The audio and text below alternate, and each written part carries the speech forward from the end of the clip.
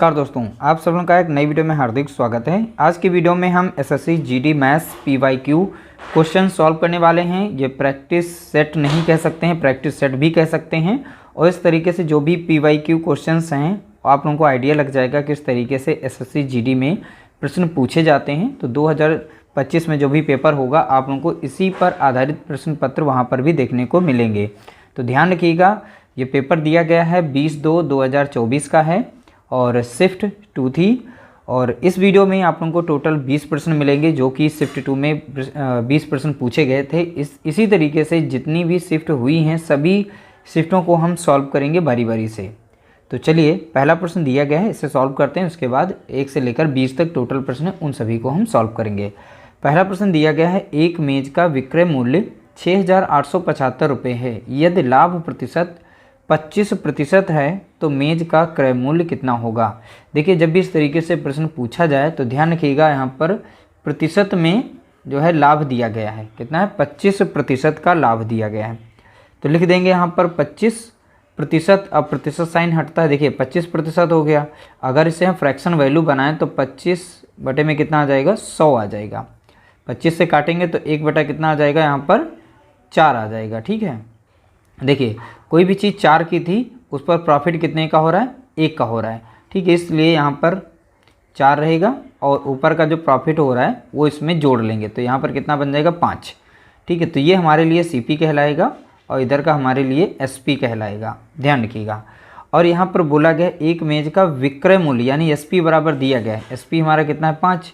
ठीक है, तो 5 दिया गया। 5 यूनिट का मान यहाँ पे दे रखा है कितना? 6,875 दे रखा है।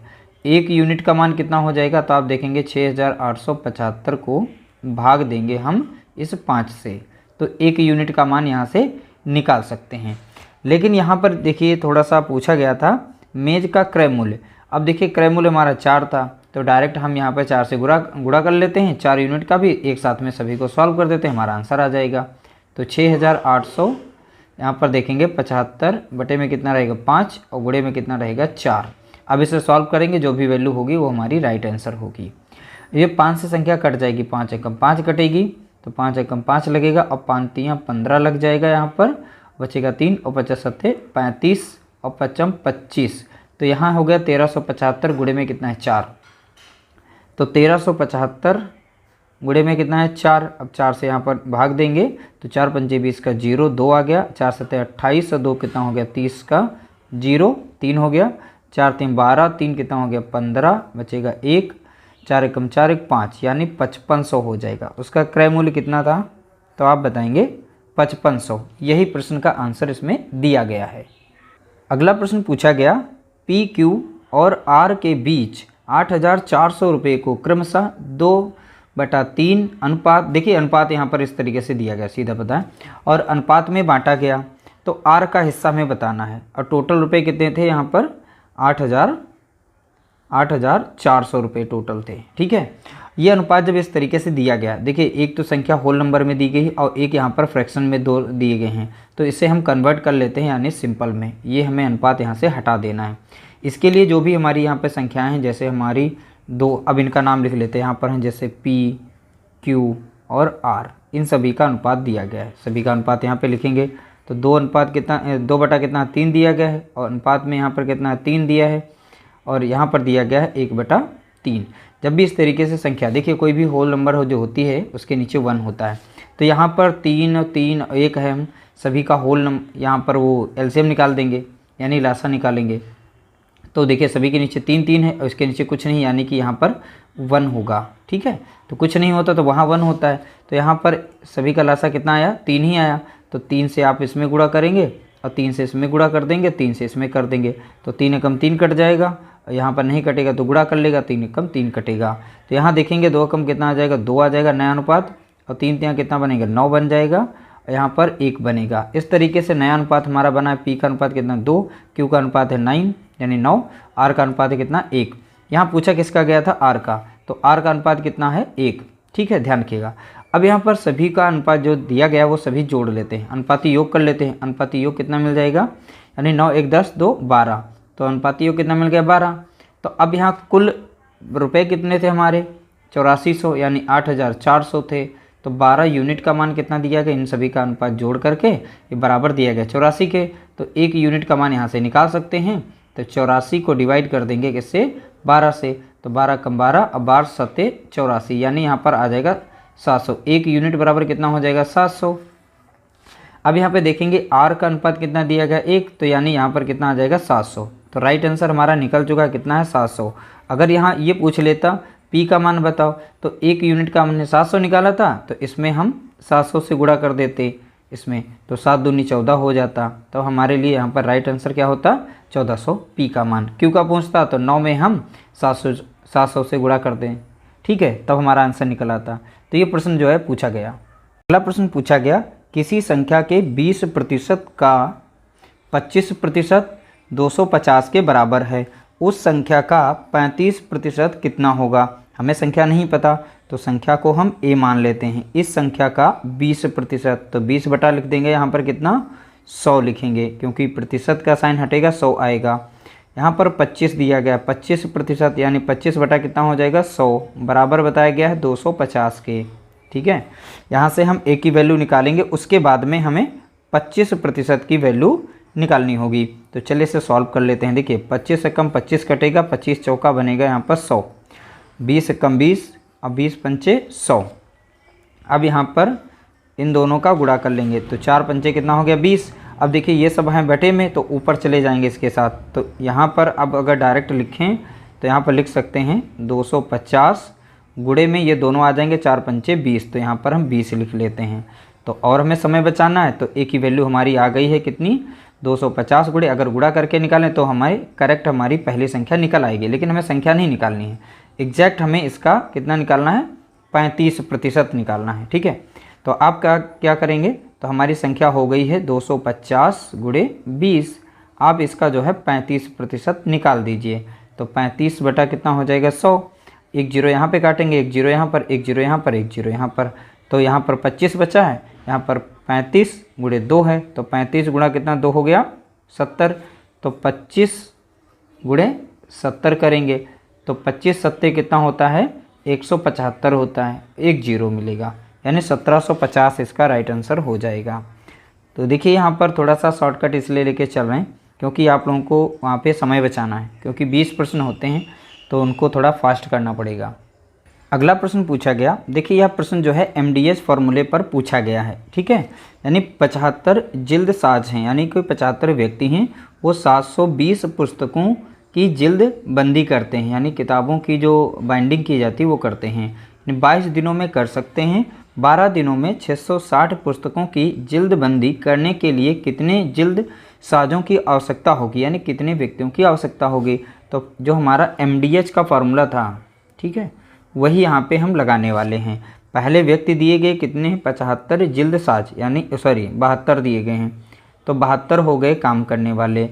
यहाँ पर कितने दिनों में काम चल रहा है, M हो गए यानी मैन पावर हो गई, और D मतलब दिन हो गए, तो दिन हम लिखेंगे यहाँ से कितने 22। कितना ये काम कर रहे थे, 720 पुस्तकें बना रहे हैं, ठीक है, पुस्तकों की जिल्दबंदी कर रहे हैं। अब दूसरा डाटा यहाँ पे दिया गया, यहाँ पे कितने, तो यानी कि व्यक्ति नहीं पता है तो उन्हें M2 के रूप में लिखेंगे। कितने दिन काम कर रहे हैं, तो 12 दिन में काम कर रहे हैं। कितना काम हो रहा है, 660 काम हो रहा है। मैंने बताया था नीचे नीचे की संख्या अगर कट रही है तो आप काट सकते हैं, ऊपर ऊपर की संख्या कोई कट रही है तो अब भी काट सकते हैं। तो एक जीरो से एक जीरो कटेगा, अब 6 कम 6 कट जाएगा, 6 कम 6 यानी 11 बार लग जाएगा, 6 कम 6 कटेगा और 6 दूनी 12 से कट जाएगा। यहाँ से मैंने इसको काट दिया, अपने सामने थी, ठीक है। अब ये ऊपर नीचे भी संख्या हमारी कट सकती हैं तो ऊपर नीचे काट देंगे। तो 12 कम 12 और 12 छंग 72 यानी 6 से मैंने काट दिया, यानी ऊपर नीचे भी काट सकते हैं, ठीक है। अब हाँ ऊपर ऊपर की संख्या हम काट सकते हैं, तो यही आप लोगों को सीखना है कि कैसे कैसे संख्या काटी जा सकती है। तो 6 कम 6 कट जाएगी ये, और 6 दूनी 12 यानी यहाँ पर 2 संख्या बची है केवल। 2 से यहाँ पर 22 को काट सकते हैं, 2 कम 2 कट जाएगा, और 2 से यहाँ पर 22 को काटेंगे तो 11 आ जाएगा। अब देखिए यहाँ पर कोई संख्या नहीं बची, क्रॉस में जब मल्टीप्लाई करेंगे तो केवल आएगा क्या, M2 आएगा, ठीक है। इन दोनों में गुणा करेंगे तो यहाँ पर 11 है, यहाँ पर 11 है, तो 11 गुणे 11 कितना हो गया, तो आप बताएंगे 121 हो जाएगा। यानी हमें कितने जिल्द साज चाहिए, यहाँ पर कितने जिल्द साज चाहिए, तो आप बताएंगे 121 चाहिए। इसलिए ऑप्शन हमारा यहाँ पर बी राइट आंसर हो जाएगा। अगला प्रश्न पूछा गया, एक व्यापारी अपने सामान को क्रय मूल्य से 50% अधिक पर अंकित करता है और 20% की छूट देता है। छूट देने के बाद व्यापारी को कितने प्रतिशत का लाभ होता है? देखिए, एक व्यापारी है, अपने सामान को क्रय मूल्य से 50% अधिक पर अंकित करता है। ठीक है, तो जो भी हमारा सामान था, मान लीजिए वो 100 रुपये का सामान था, इसका 50% जब अधिक करेगा तो 100 का 50% अधिक बढ़ा के कितना हो जाएगा? तो 150 हो जाएगा। कितना? 150 पे बेची जा रही है कोई वस्तु। ठीक है, तो तभी तो 50% अधिक बढ़ेगा। तो 100 का 50% कितना होता है? तो आप बताएंगे 50, तो इसी में जुड़ेगा। तो अब यहाँ पर हो गया 150, तो अंकित पर करता है तो 20% की छूट देता है। तो भाई 20% की छूट देगा तो अब बिकेगी कितने की? तो यहाँ पर ये तो हमारा भैया सीपी हो गया था। ठीक है, यानी जितने पे खरीदा था, और फिर उसने बढ़ा के बेचा है। यहाँ पर कितने अब लगा दिए? एमआरपी कितना है? अंकित मूल्य बना दिया 150 रुपये। अब उस पर दे रहा है 20% की छूट दे रहा है, यानी बिक कितने की रही? 80 की बिक रही है। तो 80 की बिक रही है तो 80% इसकी वैल्यू निकाल लें, हमारा सीधा आंसर आ जाएगा। ठीक है, तो आप सीधा सीधा इसका आंसर निकाल सकते हैं कुछ इस तरीके से। 15 8 कितना हो गया? 120 हो जाएगा। 15 8 कितना हो जाएगा? 120। अब वो बिक रही है, यानी 20% डिस्काउंट के बाद, तो यहाँ पर सेलिंग प्राइस इसका आ गया 120 रुपया। 100 रुपये की चीज़ थी, 50% उस पर अधिक मूल्य लगा दिया गया, उसके बाद 20% की छूट दी गई, यानी 80% पर बेचा गया। तो वो 80% की वैल्यू क्या है? 120 है। यहाँ बोला गया प्रतिशत लाभ बताओ। 100 की चीज़ 120 में बिक रही है, 100 की चीज़ आप 120 में बेच रहे हैं, तो कितने का प्रॉफिट हो रहा है? 20 का हो रहा है। तो किस पर प्रॉफिट हो रहा है? सीपी पर हो रहा है, 100 पर। ठीक है, प्रतिशत निकालना है तो 100 से यहाँ पर गुणा करेंगे, तो 100 से 100 कटेगा, कितना बचेगा? 20%। तो इसका राइट आंसर हो जाएगा ऑप्शन हमारा यहाँ पर पहला इसका करेक्ट आंसर हो जाएगा। अगला प्रश्न पूछा गया, 0.1 का स्क्वायर बताना है प्लस 0.01 का स्क्वायर बताना था, इसका मान बताना था। ठीक है, ये प्रश्न पूछा गया। देखिए बहुत ही आसान है। जब भी इस तरीके से हो तो देखिए 2 बार ऐसे कर सकते हैं गुणा, लेकिन वो नहीं करना है, हम डायरेक्टली आप लोगों को बताएंगे। तो इस तरीके से होगा जब, ठीक है, तो डायरेक्ट आप लिख सकते हैं 0.01। आपको देखना है यहाँ पर वर्ग है ना, तो हमें 2 बार करना पड़ेगा। दशमलव के साइड में कितना अंक? 1। तो आप जो है जब भी 1 लिखेंगे तो 2 के बाद, दशमलव के बाद 2 डिजिट होंगे, तो 0.01 लिखेंगे। यहाँ पर इसकी वैल्यू हो जाएगी, प्लस करेंगे, यहाँ पर 2 है तो इसका डबल हो जाएगा, यानी 4। तो 0.0001। अब देखिए यहाँ पे 4 डिजिट हो गए दशमलव के साइड में, यहाँ पर 2 थे तो 4 कर दिया, यहाँ पर 1 है तो यहाँ पे 2 कर दिया। अब इन सभी को जोड़ेंगे तो कितना मिलेगा? 0.0101 ये मिलेगा। इन दोनों को ऐड करेंगे, इतना मिल जाएगा। यही हमारा राइट आंसर यहाँ पर हो जाएगा। ऑप्शन बी यहाँ पर इसका करेक्ट आंसर है। अगला प्रश्न दिया गया, एक वस्तु का अंकित मूल्य उसके क्रय मूल्य से 60% अधिक है। देखिए यहाँ पर बोला गया है एक वस्तु का अंकित मूल्य उसके क्रय मूल्य से 60% अधिक है। देखिए क्रय मूल्य, और यहाँ पर लिखेंगे मार्क प्राइस, यानी कि अंकित मूल्य। ये अंकित मूल्य हो गया, ये हमारा क्रय मूल्य हो गया। तो बोला गया अंकित मूल्य उसके क्रय मूल्य से, अब यानी क्रय मूल्य से, तो क्रय मूल्य को 100 मानते हैं, तो क्रय मूल्य से 60% अधिक है। तो अब ये कितने का हो जाएगा? अंकित मूल्य 160 का हो जाएगा, तभी तो 60% अधिक होगा। तो इस तरीके से हमने लिखा, यदि उस पर 20% की छूट दी जाती है। अब इस मार्क प्राइस पर 20% की जब छूट दी गई तो अब बिकेगा कितने का? तो भाई देखिए कोई भी चीज़ होती है 100% में, 20% की जब छूट देगा तो 80% पर बिकेगा। तो सीधा हमें प्राइस निकाल लेना है, तो 80/100 से गुणा करना है यहाँ पर। ठीक है, तो यहाँ पे काटेंगे, 1 0 कटेगा, 1 0 कटेगा, 1 0 1 0, 16 8 कितना हो जाएगा? तो आप बताएंगे 128 हो जाएगा। यानी देखिए 160 पर जब 20% की छूट दी गई तब उसका मूल्य कितना बचेगा? 128। तो 100 रुपये की चीज़ थी, अब बिक रही है कितने की? 128 की। ठीक है, तो प्रॉफिट कितने का हो रहा है? 28 का प्रॉफिट हो रहा है।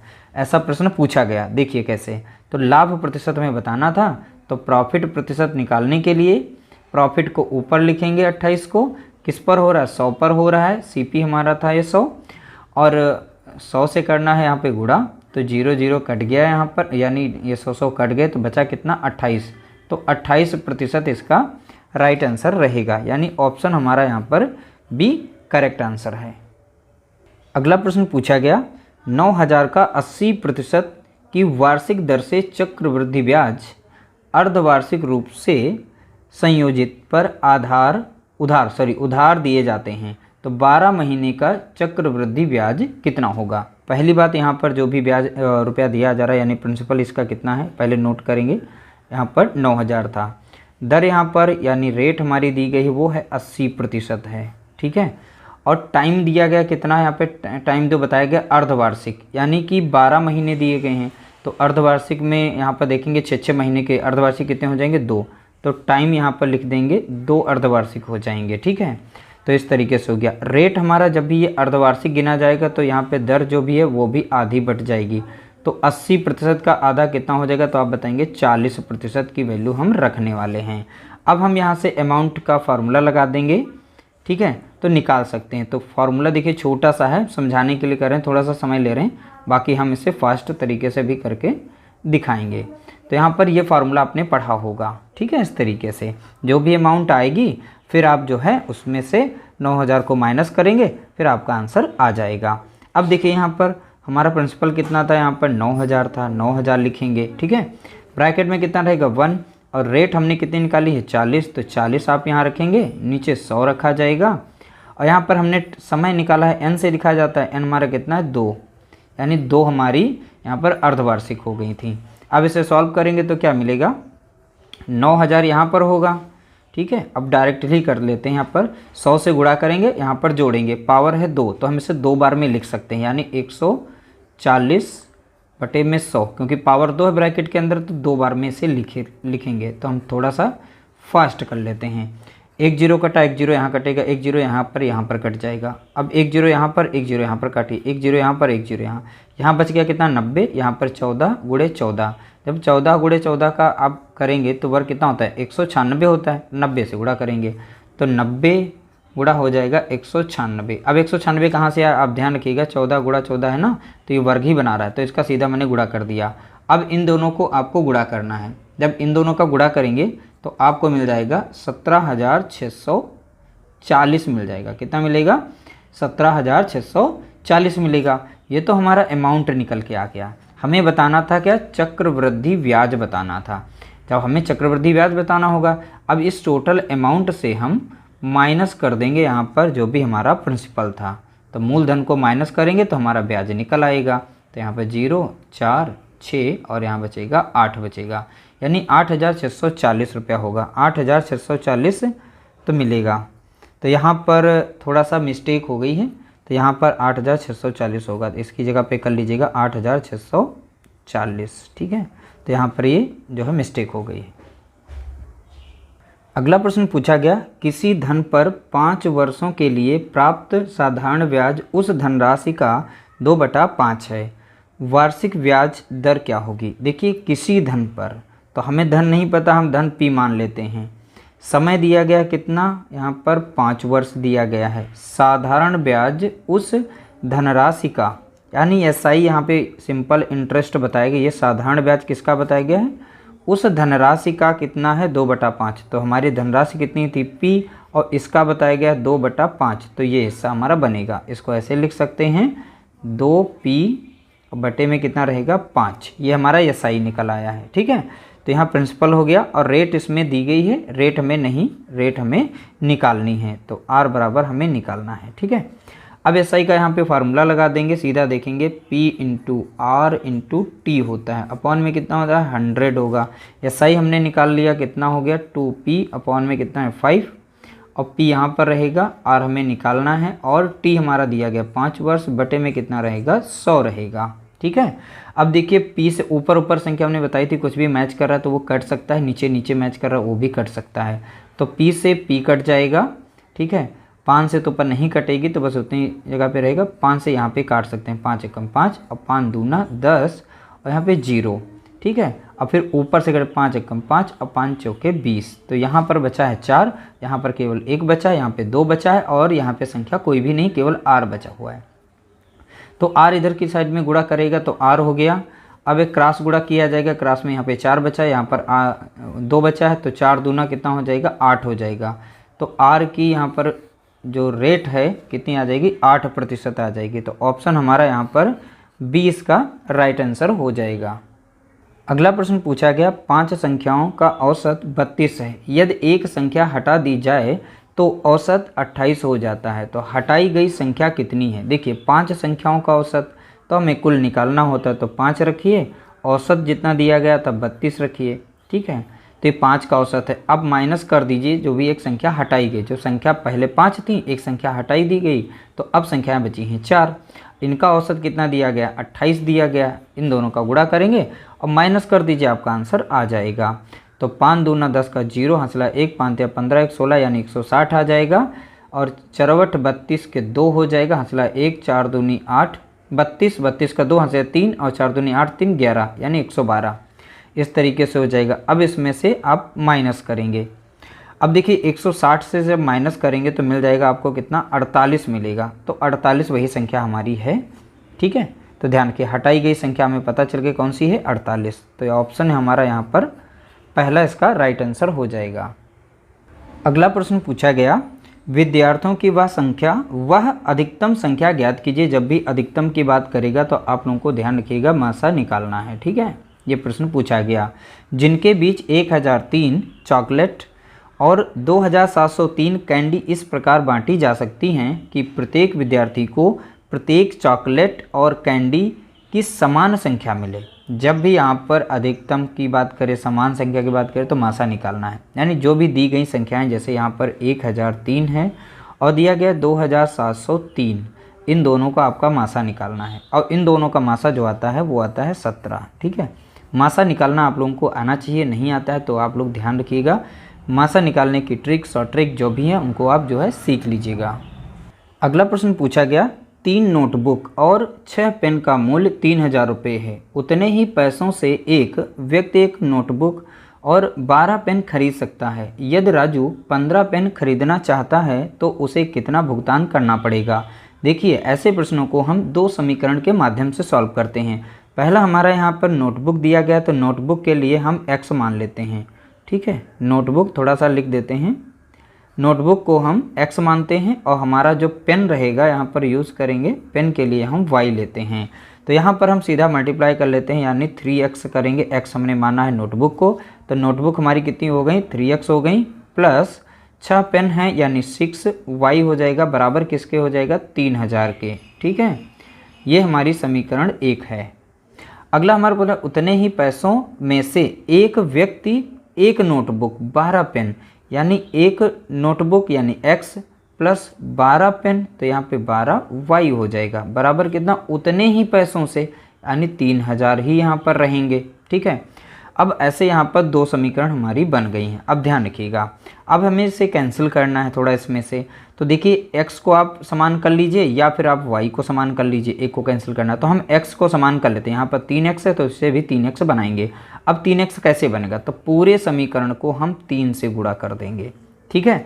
तो इसकी जगह पे बन जाएगा 3x बन जाएगा, प्लस अब 12 तियाँ कितना हो जाएगा, 36y हो जाएगा, बराबर 3 तियाँ कितना हो जाएगा, 9000 यहाँ पर, ठीक है। तो इस तरीके से समीकरण हमने 3 बना लिए।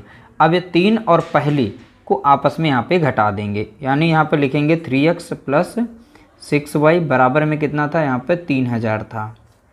अगली हमारी जो समीकरण बनी है 3x और प्लस में कितना है यहाँ पे 36y बराबर में कितना हो गया था, 9000 बन गया है, ठीक है। अब यहाँ पर सॉल्व करेंगे, कैंसिल करना है, इसके लिए हमें साइन अपोजिट रखना पड़ेगा, तो माइनस कर देंगे, यानी कि सभी को घटा देंगे। तो ये साइन जो इसका माइनस हो गया, ये माइनस में हो गई, प्लस में हो गए, तो ये तो कट गए आपस में, ठीक है। ये माइनस का 36 है, ये प्लस का हमारा 6 है, तो इसमें से घटेगा तो माइनस का कितना बचेगा, 30y बचेगा। यहाँ पर माइनस में 9000 है, प्लस में हमारे 3000 है, तो घटेगा तो माइनस का कितना बचेगा, 6000 बचेगा, ठीक है। माइनस माइनस कट जाएगा, तो y बराबर अगर निकाल लें तो 6000 और बटे में कितना आ जाएगा, नीचे 300 आ जाएगा। 1 0 यहाँ कट गया, 1 0 यहाँ पर, 3 कम 3 कटेगा, 3 दूना 6 और 2 0, यानी y की वैल्यू कितनी आ गई है, तो आप बताएंगे यहाँ पर 200 आ गई है। और y बराबर हमने क्या माना था, y बराबर थे पेन। तो यहाँ पर राजू जो है 15 पेन खरीदना चाहता था, ठीक है। तो हमने एक पेन का यहाँ पर मान कितना माना y, और 15 पेन का निकालना है, तो 15 से इसको गुणा कर देंगे। इसकी वैल्यू कितनी आ गई y की, तो आप बताएंगे 200, तो 200 आ गई है। और हमें निकालना कितना है 15, तो 15 से इसका गुणा कर देंगे तो कितना हो जाएगा 15 दूनी हो जाएगा 30 और 2 जीरो थे यहाँ पर, तो 3000 हो जाएगा। यहाँ पर कितना भुगतान करना पड़ेगा 3000 रुपये का, यानी हमारा ऑप्शन डी हमारा यहाँ पर करेक्ट आंसर हो जाएगा। अगला प्रश्न पूछा गया 3 पेन का क्रय मूल्य, 6 पेन का क्रय मूल्य। तो 6 पेन का क्रय मूल्य यानी कि CP बराबर है 5 पेन के विक्रय मूल्य के। 5 पेन के विक्रय मूल्य यानी सेलिंग प्राइस के। तो लाभ या हानि प्रतिशत बताइए, क्या हुआ है नहीं पता हमें। देखिए इधर की वैल्यू CP तो कितनी हो जाएगी 5 और इधर की SP हो जाएगी कितनी 6, या फिर आप ऐसे भी कर सकते हैं CP और इधर SP एक साइड में ले आइए, ठीक है। यहाँ बचा कितना था 5 और यहाँ पर बचा कितना 6। तो कोई भी चीज़ 5 में खरीदी जा रही है और 6 में बेची जा रही है, तो 5 की चीज़ 6 में बेची जा रही है यानी 1 का हो रहा है हमें लाभ। तो यही मैं प्रॉफिट परसेंट बताना था, प्रॉफिट कितने का हो रहा है 1 का। CP कितना है यहाँ पर, CP बराबर है कितना 5, और हमें प्रतिशत निकालना तो 100 से भाग दे गुणा करना पड़ेगा। 5 एकम 5 हो जाएगा, 5 दूना 10 0, यानी 20% का हुआ है क्या हमें लाभ हुआ है। तो ऑप्शन हमारा यहाँ पर बी राइट आंसर हो जाएगा, 20% का लाभ। अगला प्रश्न पूछा गया 32 से पहले की सभी अभाज्य संख्याओं का औसत कितना होगा। तो 32 से पहले की सभी अभाज्य संख्याओं का औसत पूछा गया यहाँ पर। तो सबसे पहले हम अभाज्य संख्याएं नोट करते हैं। जैसे 2 होती है हमारी सबसे छोटी अभाज्य संख्या, फिर 3 है, फिर 5 है, फिर 7 है, 11 है, फिर 13 संख्या है, फिर 17 है, फिर 19 है, फिर यहाँ पर 23 हो जाएगा, 29 हो जाएगा और 31 हो जाएगा। इस तरीके से 32 से पहले वाली सभी अभाज्य संख्याएं हमारी हो चुकी हैं। अब हैं कितनी गिन लेते हैं, 1 2 3 4 5 6 7 8 9 10 11। तो 11 हैं। औसत निकालने के लिए जो भी संख्याएं हमारी होती हैं सभी को सम करना पड़ता है। तो जितनी संख्याएं होती उनकी संख्या यहाँ पर नोट करनी होती है। जैसे यहाँ पर टोटल 11 थे तो 11 लिखा है, सभी को प्लस करेंगे, इस तरीके से सभी को जोड़ना होगा। तो इसमें थोड़ा सा आप लोगों को कैलकुलेशन तो वैसे भी करना होगा, ठीक है। इस तरीके से अब जब इन सभी को जोड़ेंगे तो आप लोगों को मिल जाएगा यहाँ पर कितना 160 मिलेगा। फिर 11 से जब इसे भाग देंगे तो लग जाएगा 14.54 आ जाएगा। इसका कितना आ जाएगा 14.54 आंसर मिलेगा। तो इसी तरीके से इसे सॉल्व करना था। अगला प्रश्न पूछा गया 2 संख्याओं का गुणनफल 720 है और उनका महत्तम यानी मसा 4 है। इन संख्याओं का लघुत्तम यानी लसा कितना होगा। देखिए 2 संख्याओं इसका फार्मूला आपने पढ़ा होगा, a इंटू बी कोई 2 संख्या हैं और LCM इंटू SCF होता है, SCF, ठीक है।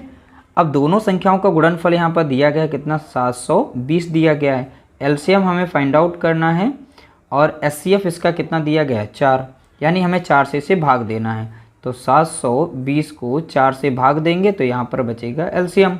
4 से लगाएंगे 4 एकम 4 और 4 एकम 4, 4 बटे 32 0, यानी LCM बराबर कितना आ गया 180। तो 180 इसका क्या हो जाएगा लसा हो जाएगा, क्योंकि 4 से 720 को भाग देंगे तो कितना आ जाएगा 180। अगला प्रश्न पूछा गया एक गोले की त्रिज्या, यहाँ पर क्या होगा त्रिज्या, एक गोले की त्रिज्या में 50% की वृद्धि की जाती है। तो गोले के आयतन में कितने प्रतिशत की वृद्धि होगी। देखिए इसका आंसर जो है यहाँ पर ऑप्शन बी है और इसको हम विस्तार से अगली वीडियो में बताएंगे, सेपरेट बताएंगे, क्योंकि इसमें थोड़ा सा विस्तार से बताना पड़ेगा, थोड़ा सा समय ज़्यादा लग जाएगा, इसलिए अभी के लिए इसे छोड़ रहे हैं, बाकी अगले हम सॉल्व करते हैं। अगला प्रश्न पूछा गया 384 मीटर लंबी रेलगाड़ी एक बिजली के खंभे को 12 सेकंड में पार करती है और विपरीत दिशा में यात्रा कर रही समान लंबाई की दूसरी रेलगाड़ी को 12 सेकंड में पार करती है। दूसरी रेलगाड़ी की चाल कितनी होगी। देखिए यहाँ पर बोला गया समान लंबाई की 2 रेलगाड़ियाँ हैं, तो यहाँ पर देखेंगे रेलगाड़ी की लंबाई कितनी है 384, यानी हमें डिस्टेंस बस इसी की निकालनी है। तो डिस्टेंस बराबर यानी दूरी बराबर कितनी हो जाएगी 384, और किसी खंभे की लंबाई को पार कर रही हैं 12 सेकंड में, तो यानी वो स्वयं की लंबाई को पार कर रही होगी, इसलिए हमें केवल दूरी लेनी है। तो यहाँ पर कितनी हो जाएगी 384 हो जाएगी। और टोटल टाइम कितना ले रही है, तो टाइम देखेंगे यहाँ पर, ठीक है। तो टाइम के लिए भी देख लेते हैं, हमारा 12 सेकंड ले रही है। कितना ले रही है 12 सेकंड ले रही है। अगर हम बात करें यहाँ पर स्पीड की, ठीक है, तो स्पीड कितनी चल रही है उनकी, हाँ वो किलोमीटर में भी यहाँ पर दी जा सकती है। इस तरीके से जो भी दी गई है उसे हम पहले नंबर पर सॉल्व कर लेते हैं। 12 सेकंड हो गया। अब देखिए यहाँ पर स्पीड, अब हमें स्पीड पता करनी है। देखिए यहाँ पर चाल ही पूछी गई थी, तो स्पीड का फार्मूला होता है, देखिए जो चाल होती है, चाल का फार्मूला होता है डिस्टेंस अपॉन टाइम, यानी दूरी अपॉन समय। तब डिस्टेंस हमने निकाल ली है, कितनी है, 384 मीटर है, मीटर में दी गई थी यहाँ पे, और ये सेकंड में दी गई है। अब 12 सेकंड हो जाएंगे। अब 12 से इसे काट देंगे, 12 कम 12 कटेगा, 12 तियाँ 36 लगेगा। अब 12 दूनी 24, तो यहाँ पर कितना आ जाएगा, 32 मीटर पर सेकंड। तो इसका आंसर कितना हो जाएगा, ऑप्शन डी यहाँ पर हमारा करेक्ट आंसर होगा।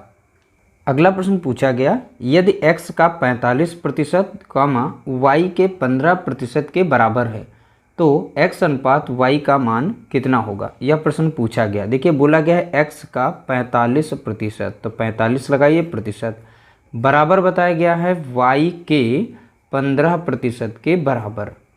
अब यहाँ पे ध्यान रखिएगा, प्रतिशत से प्रतिशत कट जाएगा। अब x और y को एक साइड में करेंगे तो x यहाँ पर है और y यहाँ से यहाँ पे आ जाएगा। यहाँ पर संख्या बची है 15 और इस साइड में ये गुणे में है तो इधर हो गया भाग में, यानी 45। तो 15 कम 15, 15 तियाँ 45, x का यहाँ पर रिलेशन होगा 1 से, और y कितना हो जाएगा 3, यानी x अनुपात y हो गया 1:3 हो गया, क्योंकि x बराबर 1 हो गया, y बराबर 3, तो यहाँ पर 1:3 इसका राइट आंसर हो जाएगा, यानी ऑप्शन हमारा पहला यहाँ पर करेक्ट आंसर है। अगला प्रश्न पूछा गया, देखिए ये प्रश्न मोस्ट इंपॉर्टेंट हैं जो प्रश्न पूछे गए हैं, तो इसी नेचर पर आगे प्रश्न आप लोगों को और भी देखने को मिल सकते हैं, तो प्रश्नों को ध्यानपूर्वक देखा करें। देखिए प्रश्न दिया गया था, स्वप्रिल 16 दिनों में एक सोफा बना सकता है। तो एक कोई स्वप्रिल हैं, ये 16 दिनों में एक सोफा बना सकते हैं, ठीक है। रेवती के साथ मिलकर काम करते हुए वह यहाँ पर 128/17 दिनों में पूरा कर सकते हैं, यानी भिन्न के रूप में दिया गया दिन है।